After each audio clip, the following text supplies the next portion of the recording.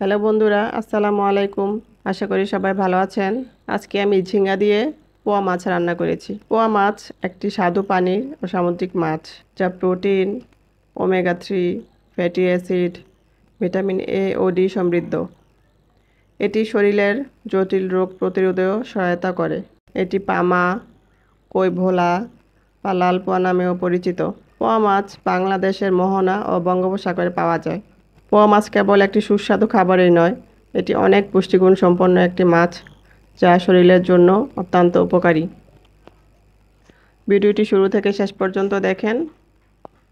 ধন্যবাদ।